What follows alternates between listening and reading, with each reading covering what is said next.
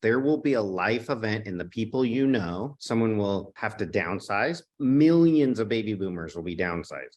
Someone's going to have a death, a divorce, a baby, job transfer, and your sphere knows 7 other real estate agents. So what I would be doing right now is a ton of sphere marketing, top of mind awareness, and repetitive engagement. So repetitive engagement is going to beat out your competition. So I would be spending a little money on direct mail, but good direct mail, like great messages. I'd be spending 20 minutes a day liking and commenting and sincerely on Facebook and Instagram, because easiest, freest newsletter in the world.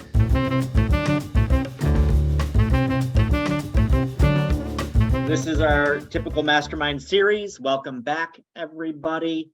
Today, I'm really excited about our guest. Not only has he been in your shoes as an agent and as a broker, as a team leader, he's got 10 plus years of experience in the space, and he has one of the largest real estate tech companies in the business.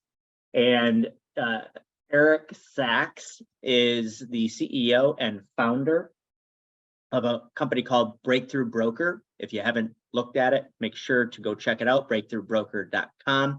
And he does a lot of these classes throughout the year, and we're really excited to have him. So today he's going to talk about execution and implementation. I thought that this was a great way to kick the new year off, because times are changing, right? We're going into a different type of market, and what better time than now to kind of go over this. We also have Mark Choi, CEO and founder of Highnote, and myself, Randy Toby. I run growth over at Highnote. So, Eric, why don't you introduce yourself, give everybody the quick little backstory, and then let's get into this stuff. Awesome. I'm glad you told everyone I do come from real estate. I think it's important to understand that when we're talking marketing, we're talking execution, I understand how hard it is to execute. One of the things I feel like as realtors, it's kind of an epidemic. It's the hardest thing. And so I come from a different background, like most of us. I don't think any of us went to high school and took that aptitude test and it said, you're going to be a residential realtor. And I chased bad guys for 13 years. I was a police detective for 7. Got into real estate as a hobby. Never really thought I would leave cop work, but I crushed it as a realtor, doubled my cop salary as a part-time real estate professional. So talked my best friend into open a company, opened a company, grew it, left cop work, grew our team and company to about 140 realtors before we were acquired. We grew that during the last recession. So 05, 06, 07, 08, 09, and 10. And then we were acquired in 2010. Didn't want to work for the big corporation that bought us. They wanted us to manage a couple thousand realtors, multiple states. Not that I don't love you all, it just didn't sound fun.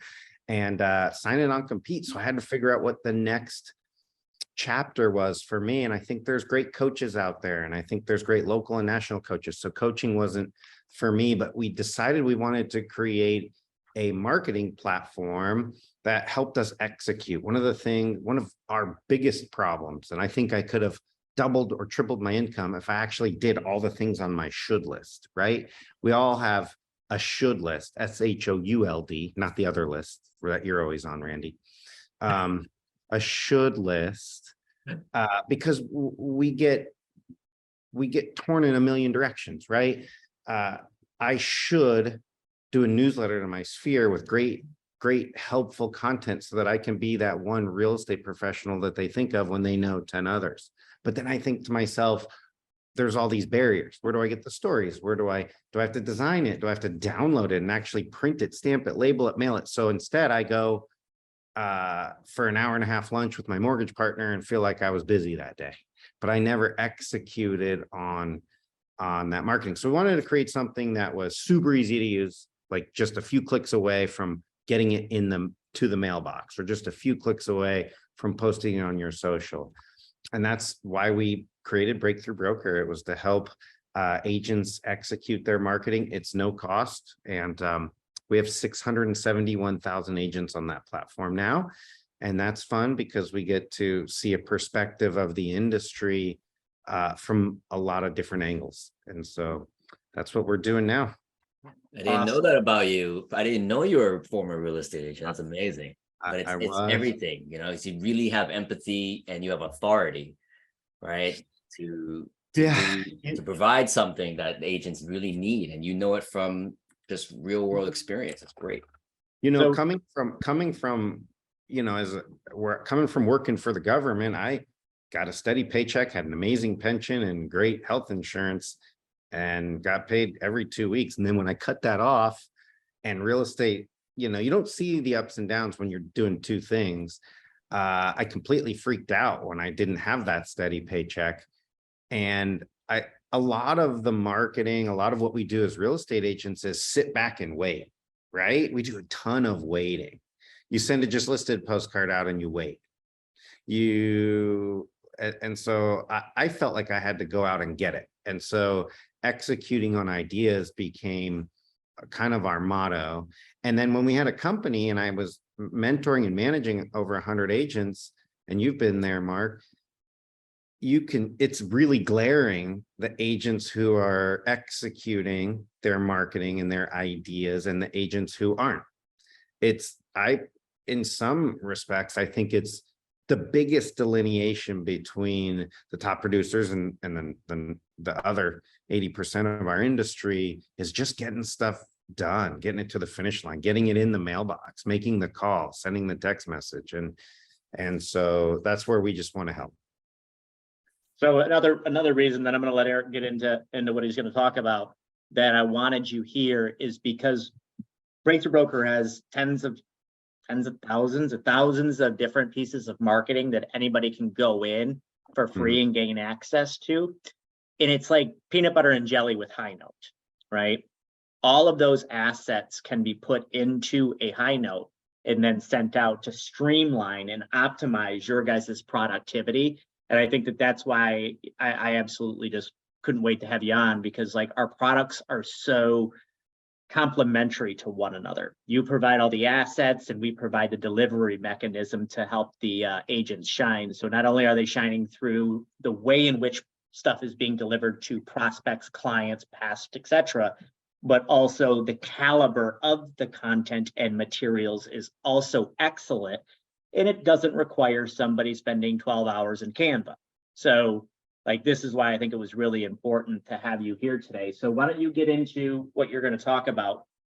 And Mark and I'll chime in from time to time. You cut out a little bit. Say that again. I said, why don't you get into your execution and implementation, and Mark and I'll chime in from time to time. I love it. Do you mind if I share my screen? Please. All right, we're gonna hop in. You know, one of the things I think it's really important, and I'm glad there's people on the call and it's being streamed and all of those things. But I really think we need to focus on this, the reason we're in real estate. You know, I think we get into real estate and we tell ourselves, you know, I'm in real estate because I like helping people. I ask this question all the time. What are you in real estate for? I love helping people. I find people houses. I can help people with the largest financial transaction of their life. I can do better than my first agent did. And one of the things that I don't hear, because it's not easy for us to talk about, is I got into real estate to create wealth. I got into real estate to make some money. We weren't raised that way, right? We weren't raised to talk like that. But if you read books like, I mean, I'm sure you both have read Millionaire Mindset and Rich Dad, Poor Dad, right? And the first thing as real estate professionals we need to understand is it's okay to want to make money. It's okay. It's okay to have high goals. It's okay to create wealth. For me, wealth is not a dollar figure. It's doing what I want to do when I want to do it. For me, wealth is sending my daughter to school next year in Southern California and not worrying about it, although it's still really freaking expensive. Having my son live in Manhattan and being able to help him with his dreams. That's wealth for me. There's no dollar amount to it, but we, as real estate professionals, only a few of us get there. And what's really crazy to me, guys, is that there's no silver bullet. So many coaches and top producing agents have shared what they did to get there. So many people have written books and do classes, and the recipe is there. There is no silver bullet. There's a lot of different ways to get there, but there's no silver bullet. But the reason we're not all millionaire real estate agents is because we're not executing. We're not doing and following through with the things that they're doing. Okay. And that's, again, the biggest differentiator. We get distracted very easily. We're not consistent. I also think consistency is part of that, right? That's one of my main goals in 2023 is consistency and preaching consistency. Because have either of you guys, Randy, I know you have a child. Have you ever seen the Disney movie Up? Remember the Disney movie Up? Mhm. Do you guys remember Doug, the dog from Up? Might as well be named Realtor, right? Because we're like Doug, we're always chasing squirrels and shiny pennies. And we say we have a marketing plan. We're going to do 36 open houses a year. That's 3 a month. But after the 3rd month, we're not getting results. So we quit, right? But what happens, what you're not seeing is if that was in your marketing plan and you market it right and you execute, the ROI on open houses is like 10,000%. Look at your hourly wage. If you find one buyer on a $500,000 home, if you do 36 open houses, no less one a month if you do it right? So we're just not consistent enough. So we're going to talk a little bit about that today. Yeah, we had Mike LaFido on, Eric, a few months ago, the luxury agent specialist. And he's like, dude, even if you did 2 a month for a year and you wound up getting 1 luxury buyer, it's like, that's like 20 open houses and you make $20,000 to $60,000 on a luxury listing. I was like, yeah, I guess that's a pretty good return on investment. Of course. So, one of the things I think we get caught up in, and I hate this word, is I'm so busy, right? How often do you hear that? I'm so busy.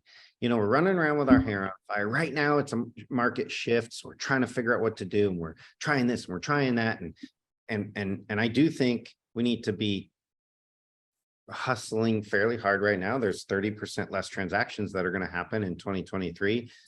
And you're up against your sphere of influence knows on average 7 other real estate professionals, right? So, but we get in this mode where we're not really analyzing the money-making activities. So we're going to talk about that today. And for me and Nathan, if you guys, Randy knows both of us, he's the logical guy and I'm the outgoing one. And so he's always asking me, did we plan our open houses? Oh yeah, I really should do that. I'll get to it. Did you get that newsletter out? Oh, I'll write it. I should get to it next week. Did you do the buy versus rent postcards that we said we were going to do? Oh, I should get to that. Meanwhile, I think I'm busy. I have a busy day, but I'm not doing those things. And those shoulds, what we really found out, if you're listening to this and you feel this way and you hear yourself saying that, I'll get to it. We're always as busy tomorrow as we are today. I'll get to it. Something always comes up, right? So one of the things I like to teach and preach, and we're going to talk about today, we're going to talk about, and this makes so many people who are perfectionists cringe. They may even hang up on this call. We're going to talk about getting rid of your to-do lists. To-do lists are the worst enemy of productivity. We're going to talk about that a little bit today. And I teach this class in person. I see people literally get sick. Like I can see their face. You want me to get rid of my to-do list? But if we were in person and I was to ask you, what are your shoulds? We're going to hear so many things. And if you're on this call right now and you want to type in, what are your shoulds? Go to the chat box and type in some of your shoulds, right? But I hear some really cool things all the time. And most of those shoulds are, I should connect with my sphere more. I should do more social media. I should do more video. I should do more open houses. And what I always hear are not this. I never hear, oh man, I should get good at my contracts.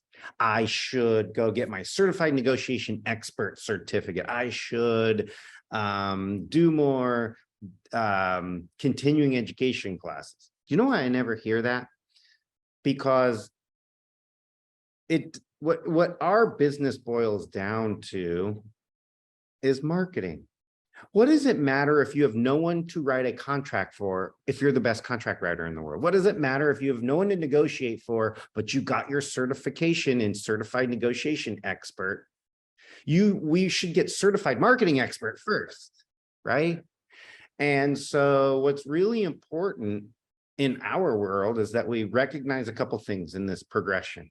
We recognize it's okay to want to create money and make money. We recognize that as realtors, we're not negotiators first and foremost. We don't find people homes first and foremost. We don't create an amazing customer experience first and foremost. We have to get clients first and foremost before we do those things. All that's important, guys, in the future, because that's what gets repeat business. But man, we just have to be great marketers. I found this essay. It's called The Common Denominator of Success. If you've never read the essay, it was written in the 60s. It's a good essay. It was written by this famous insurance salesman. But he says the secret of success of every man or woman who's ever been successful lies in the fact that he or she formed the habits of doing things that failures don't like to do.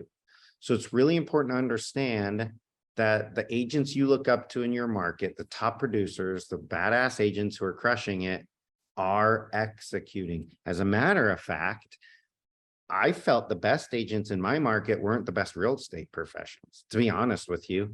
You ever done a transaction with a big name agent and they're like, man, I don't know how they got so big name. They're terrible at real estate. They don't know the contracts. They don't know. You know what they're really good at? Marketing. They're great at finding buyers and sellers. They're great at generating leads. And hopefully they have a good team that's good at the other stuff. Back in the day, some of them were not. But that's the thing. And so the reason I bring this up too is because execution sometimes is uncomfortable. Getting things done 100% across the finish line is uncomfortable emotionally and personally. So we have to be able to step outside our comfort zone to get those things done, right? I'm going to come up with some ideas, and I know we only have a few minutes, but I want to identify and show you what not executing is doing to your bottom line. Do you guys mind if I run through a couple of these? Yeah, go ahead. If I want to do open houses clear and consistently over time, like I said, 3 a month, I think I can find 5 buyers in a year. That is not out of this world. It's probably super conservative. Would you guys agree? Yeah. Effective open houses, I should find 5 buyers in a year. And if I do buy versus rent, even in a market right now with increased interest rates, most markets like mine in Denver increased rent more than interest rates, like 9.8% in rents increased last year. So it's still better to buy than rent. So I think if we targeted those markets, I could find 5 buyers. And I think if I really did a great job of interacting with my sphere of influence, I could find 10 in a year. So that's 20 transactions. Now, if my average sales price is 600,000, that's 12 million in sales volume. At an average commission, that's $360,000 in gross commission income I'm leaving on the table by saying, Nathan, I totally should get those open houses done. I really should work on this buy versus rent strategy, and the newsletter and the sphere of influence marketing and the past client happy hours. I'll get to it. Every time you guys leave a should on the table and you don't get to something, we're leaving money on the table. So this goes back to our daily habits. What are we doing every day? What are we executing on every day so that we make the money we want to make to bring home to our family, right? So that becomes a little difficult. We're really good. And Mark, you ran a brokerage. We're really good at starting stuff. I almost said a bad word. And not finishing it, right? We're really good at getting the newsletter kind of done, but the mail merge was hard, so we never finished. We're really good at fiddle faddling on Canva for 3 freaking hours, but I can't get the line right, so I don't make the post. We're really good at asking our title partners for a list for a just sold postcard, but we don't want to spend the $170. We are really good at not executing. And now from the last slide, you see that all that stuff's costing us money, right? It's just costing us a ton of money. And every time you say, man, I really should do something, every time you're on this call, every time you're at a conference or a meeting and you're like, man, I should try that, we need to stop and we need to compartmentalize. So there's a lot of reasons. I have this math, it's called 90 times 10 equals 0. Really, that just means 10 things 90% done doesn't mean anything. And we're great at that. In our profession, we're so awesome at that because we have very little accountability, right? So what we're going to talk about in a little bit, and I'm going to fly through some of this stuff, is I think sometimes we don't get to the finish line because we're scared. We don't get to the finish line because we're scared of, like, what if somebody actually calls me? And we're really bad at practicing, right? Like again, any broker owners on this call, have you ever tried to get your realtors to do role play? It's like the end of the world. Yeah. Right. Yeah. And there's on your other thing that you were just talking about, every year I try to implement something different. I'm not a New Year's resolution guy. I'm always like, can I just be a little bit better of a person each year, right, you know, and develop some new habits. And one of the things that I did was 100 by 100. So it's 100 solid minutes of uninterrupted time, right? Put your phone away, right? Whatever, for 100 days at a time. Mm-hmm. On revenue generating tasks, right? Things that actually move the needle. So if I made the commitment to do Instagram, right? I think to be successful these days with Instagram, you got to be doing 2 to 3 of these videos a day. I know that that's not for everybody. That's not what I'm doing, but 100 minutes working on it, posting it, interacting with people for 100 days, you will see results. I don't care what you do. If you do that, like a lot of the different testimonials from people doing that, I was just like, yeah, that's actually a great idea. Like 100 days straight. Most people don't. I agree. So, think about our profession. We all think we're professionals. We go to conferences. We're all parts of a board of, some of us are parts of a board of realtors. We feel professional. But what do real professionals do? Practice. What do baseball players do? They've been swinging a bat since they were 4, but they go to the field before a game every day and take batting practice. Attorneys, they practice before they go to court. Every professional practices. So one way of executing better is to practice. Role play. It can be in your head, right? But role play a better answer to, how's the market? I heard it's not that great in the media. Don't have a one-word answer. Tell a story. Role play that story in your head over and over so that when you tell it, you're better than the other 7 realtors that they know, right? Create some better habits. Now we're going to start talking about execution and getting rid of your to-do list in a second. And if you've ever tried a daily to-don't list, so we did a daily activity log, Nathan and I, we had trouble starting Breakthrough Broker. We were spinning our wheels and we started to practice what we preach. We're like, all right, let's do an activity log. So we both downloaded like archaic PDFs and we just started writing down what we were doing all day. And we're like, we're not working on stuff that's going to make Breakthrough Broker successful. We're working on other stuff that's not going to make us successful. So then we started writing a list of things not to do, a to-don't list. It was pretty, it's pretty impactful, right?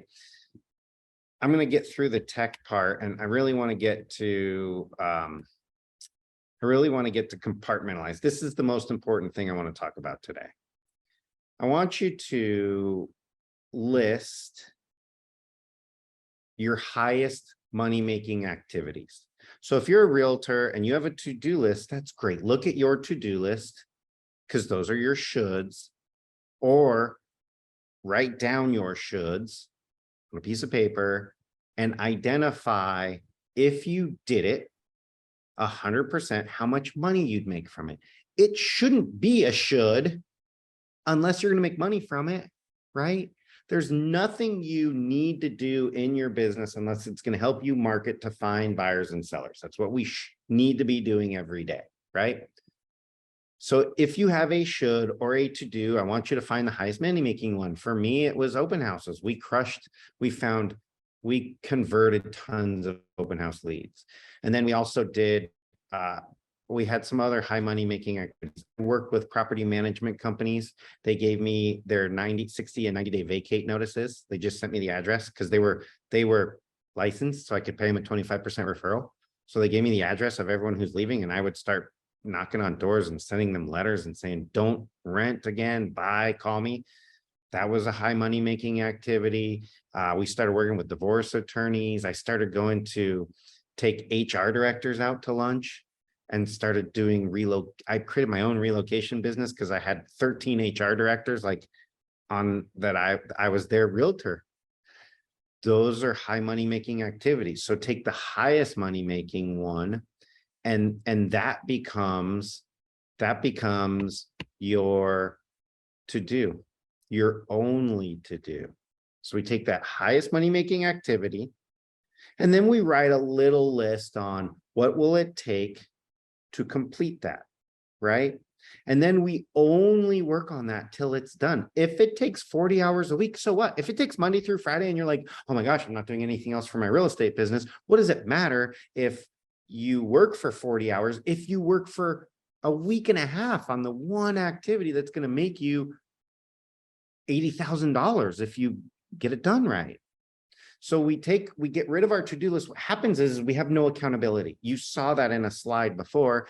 And to-do lists are really difficult because the human mind typically will go to the easiest activity. I'm not saying we're lazy.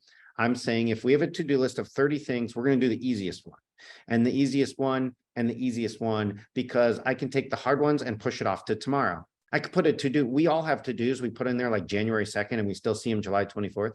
Because we have no one to hold us accountable in our world as independent contractors, right? So if we go away from that and we don't give our mind the ability to go do the easiest thing on the list, then we're just working on what's going to make us the most money. I'm going to work on my open house marketing. Open housing makes me the most money. So I'm going to send a postcard out that gets to the closest 75 homes on Tuesday before my Saturday open house that says, come see what your neighbors are selling their home for. VIP neighborhood open house before the general public. Can't wait to see you. Then I'm going to create a door hanger that I'm going to have my child or a task rabbit go hang up the night before. Don't forget, meet me tomorrow. See what your neighbors are selling their home for. VIP before the general public. Okay. And then that morning, I'm going to have a task rabbit go put out an open house sign at every right turn in a mile radius. Yes, that's like 40 signs. I meet them in a public parking lot. I say, here's half. I'm going to pay you $75. Here's half. Go set them up. Here's the map. And I'll pay you the rest when you bring them all back this afternoon when I'm done. I'm going to drive a ton of people. I'm going to have great handouts and I'm going to make money from that. But all that stuff may take me all week. Or it may take me all day Monday, all day Tuesday, all day Wednesday to get that all done. But it's done. And that's my job. That's what I do as a real estate professional, right? So again, if I'm going to say, all right, I'm going to do a spring client happy hour. Here's my to-do list. Where am I going to have it? What's the theme? Am I going to give something away? What message am I going to convey? What are we going to eat? Call the venue. Like there's my whole list. So I don't know if hopefully I'm not, preaching something that it is super simple. There's no silver bullet to what I'm saying other than identify that your shoulds, if that word rings in your head, is costing you money. Every should makes you money. That's why it's in your head. Number two, identify the highest money making should, and only do that until it's done. And then you move on to the next one. You guys will see a huge transformation in a couple different things. The way you schedule your time, you'll see a big transformation in the money you make. And I think it's important, and it is the differentiator between highly successful professionals and people just getting by. So I'm curious how many people here audit their time on a quarterly basis.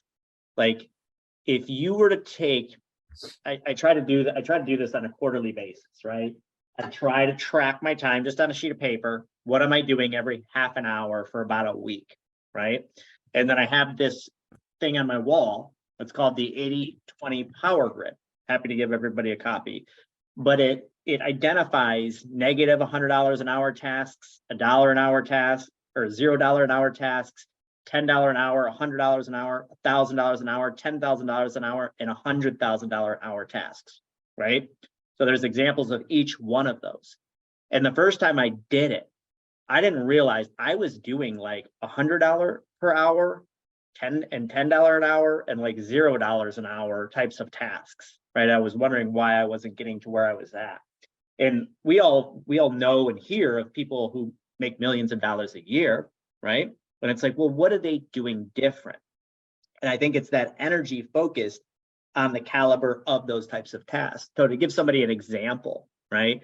Like running errands, mowing lawns, cooking meals, right? Editing your website, like these are like $10 an hour types of tasks, right? You move up to the $1,000 an hour, right? Negotiating with prospects, building sales opportunities and funnels, things like that.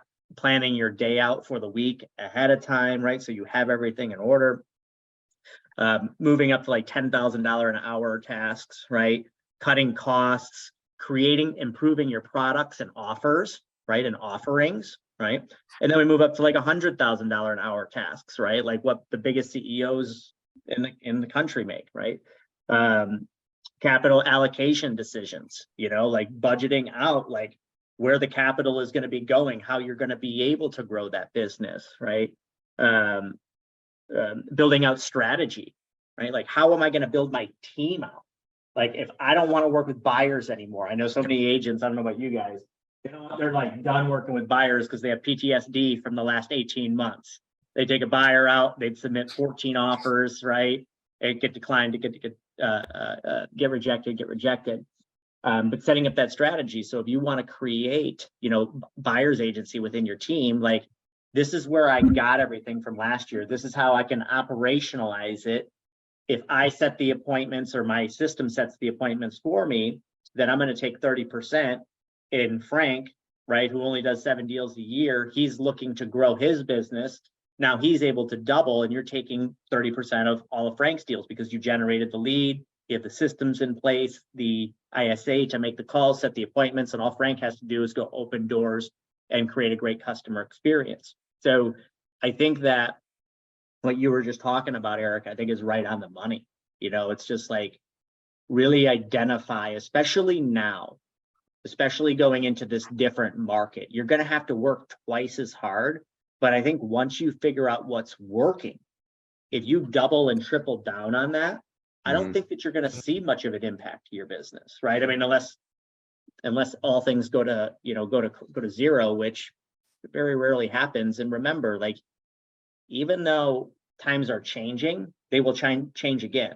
So if we're going into a down market or a buyer's market, that will change. 18 months, 24 months, 36 months. And Eric, this is great. It's a great framework. We used to teach the agents the 4 quadrants of activities, where you have the urgent, important activities, the not urgent, they're not urgent, important activities, and then the converse, right? The urgent, not important, and then the not urgent, not important, like watching TV, right? Right. Scrolling through your social. Right. Most agents work in the urgent, not important, right? I'm sorry, urgent, important. Sorry. It's like immediately pick up a phone call. You have to run, do an appointment, etc. And so you're so busy, but you're not doing the things that build you long-term business, right? For us, and I'm just going to share this because it might be helpful for others. For us, open houses when we were agents were not an option.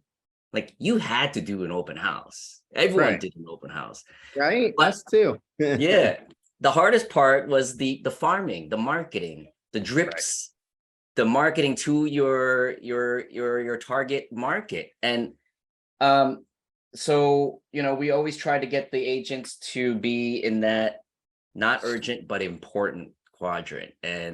But this is, I love your framework, the shoulds. Now let me ask you a question. We have agents on here, we have agents on Facebook Live. We're going to be serving this content up to the community and our YouTube channel and social media. It's January, and what do you think agents and people listening should be working on now, today, before the season starts? What are the typical activities they should be planning? Because now they're not busy, right? The calls aren't happening just because of the season. Right. But what do you usually like to tell the agents to do during this time? I'm a believer, traditionally and especially in a market shift, that you're going to find your next transaction in your sphere of influence. There will be a life event in the people you know. Someone will have to downsize. Millions of baby boomers will be downsized. Someone's going to have a death, a divorce, a baby, a job transfer, and your sphere knows 7 other real estate agents. So what I would be doing right now is a ton of sphere marketing, top of mind awareness, and repetitive engagement, right? So repetitive engagement is going to beat out your competition, and you can do, so I would be spending a little money on direct mail, but good direct mail, like great messages. I'd be spending 20 minutes a day liking and commenting and sincerely on Facebook and Instagram, because easiest, freest newsletter in the world. I mean, if your past clients go to Maui and they're on the beach and you say, oh my gosh, everyone looks so amazing. I hope you're having a great trip. I can't believe how big the kids have got. Hope we see you soon. What's good direct mail? What would you say?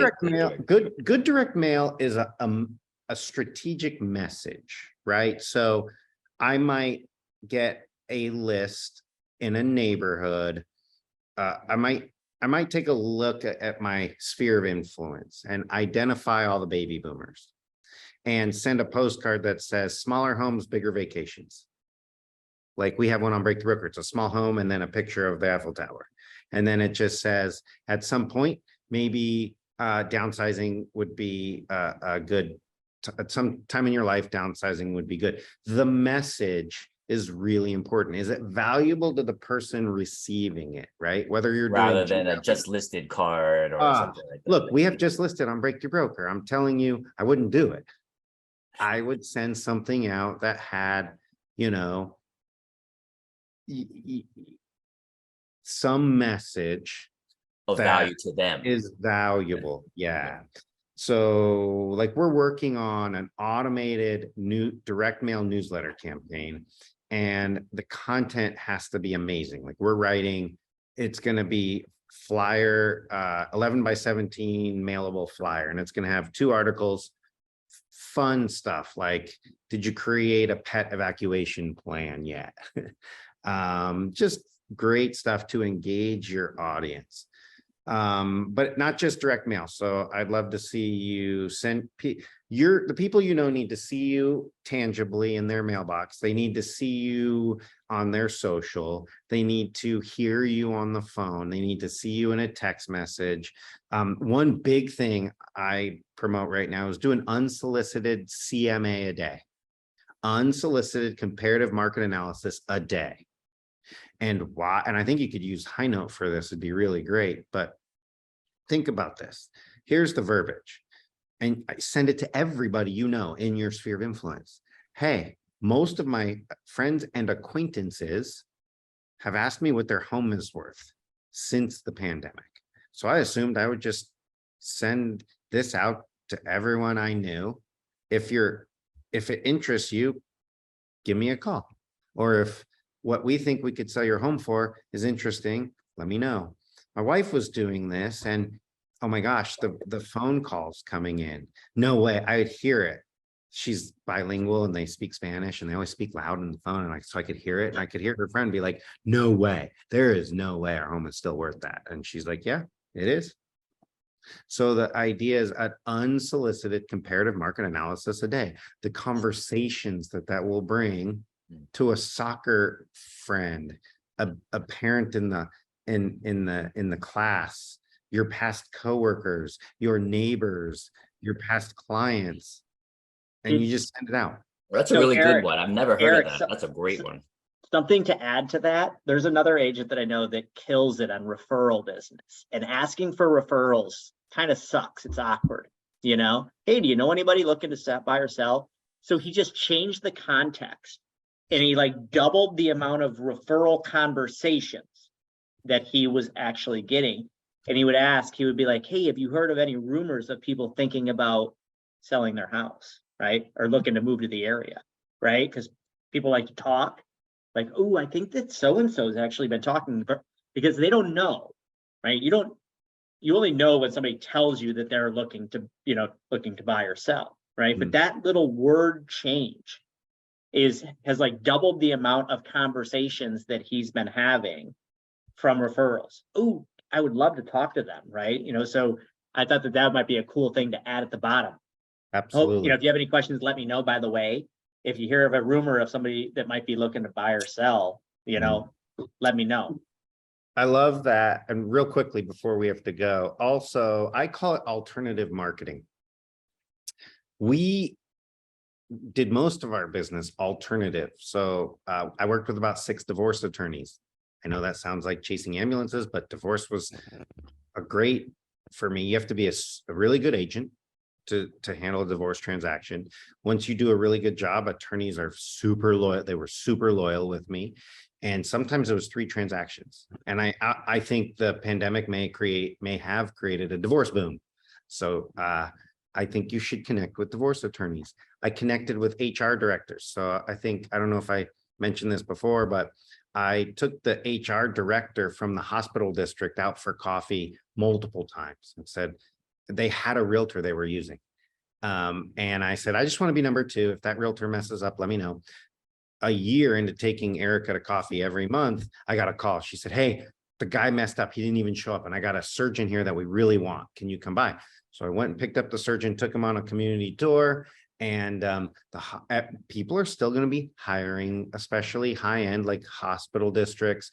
I did relocation for the hospital district in Northern Colorado, just because I was able to pick up the phone and take this surgeon on a really good tour, get him to fall in love with the community. So alternative marketing, call headhunters, call and tell them, hey, I'll do a community tours for you. Investment bankers. A lot of people will do real estate when they're sending their kids to college. So think outside the box. Again, the property management thing I did. I also teamed up with a short-term rental company. Who's in short-term rentals? Corporate relo or divorcing families. So what I did was I said, tell me every time someone new's coming in. And I went and stuck a welcome package on the doorstep. And with this little fake certificate that said free community tour. Call me if you want to know the best burger joints and pizza places. That's real estate. That's marketing.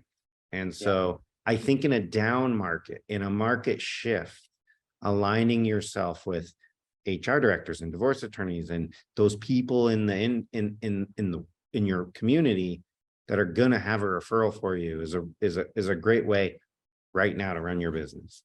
Yeah. So anybody looking to like fast forward their time, right? Be efficient with their time, like we were talking about earlier. Like I highly recommend going over to Breakthrough Broker, because like they have all the social media posts, all the print material, all the email newsletters, digital and physical, and it'll just fast forward your ability to execute on some of these plans, right? Like if you're going to do an 8x8 postcard campaign, and Eric and I are both very bullish on direct mail right now, and sending 3, 5, 6, or 8 postcards out to a community, right, to get noticed with a good call to action, I think is critical. But going back to the point earlier, like, well, who's going to make this? Where am I going to get it from? Like they already have it done. Like swap out the house or swap out your photo or your call to action, and that stuff's done. And from a digital perspective, like when you're emailing and texting, grab those assets, customize them how you want them, put them into a Highnote, save that Highnote, and then send it once a month, right? It's evergreen. You can continuously do this. So these are some tips and tricks that'll allow you to utilize technology to leverage your time so that you can do it on a consistent basis. Because I agree, if I had to go in and I had to create a postcard or a Highnote every single time, that would get a little daunting. But if I can set this up in such a way where it's automated, that it really reduces the amount of time that I need to invest to do this, I think it's a really great opportunity for everybody, because that consistent is going to be what pays off this year. And it's not going to be like, we're going to dabble with some Facebook ads or a little bit of this. Just double down, triple down on 3 or 4 areas and just do that consistently. And you will get the buyers, you will get the listings, and you will get the referral business that you're looking for. Mark, anything else to add? You're just dropping bombs. It's amazing. I think it's January, it's the time to ramp up, really set up your business. It's the time to work on all those things that you should be doing. It's great. Listing presentations, getting that dialed in. You got to get that part dialed in as well. All your marketing, all of your long-term outreach, getting those down now while it's quiet is going to pay off later. It's absolutely going to pay off later, right? It may not be in 2 months, but it's going to be 5, 6, 7 months, 1 year, year and a half. Everything you do now pays off in the future. So really get at it now, especially while the market is just waking up again, right? It's spring, coming to spring. So you really got to do it, because the ones that do it are the ones that are successful. Take it from Eric, and we've done it too. This is what we did. We planted the seeds now in this time. Guys, I can't wait to brainstorm more in NYC. I'll see you in a couple of weeks, right? Yes, and if anyone else is going, reach out to us. We'd love to meet you. We'd love to talk more, but we're all going to be there. New York City, Inman. That means I have to leave Costa Rica. For those of you who didn't hear the beginning, I'm not in Denver, as you can see. It's snowing there right now. I'm in Costa Rica. I'm obviously have to come home. All right, guys. Thank you, questions everybody. from the audience that we have to answer. Any questions from the audience? Oh yeah, if anybody has any quick questions, we can. Kim, she's asking about the quadrants. It's the 4 quadrants, and look it up. You'll look it up. 4 quadrants, time management. You'll see. Well, there's the 4 quadrants, Robert Kiyosaki, right? This is the 4 quadrants, time management. Yeah. It's similar to the Kiyosaki one, I think if I remember correctly, but 4 quadrants, time management. Anything else? All right, that's it. We're good. Awesome. Thank you, everybody, for attending today. We appreciate your time. If you have questions about anything, reach out to all of us. Go check out breakthroughbroker.com. They got thousands of free templates for you guys to use, and it works great with Highnote. Eric, thank you for your time. Of course, we guys, really appreciate you. See you soon. See you soon.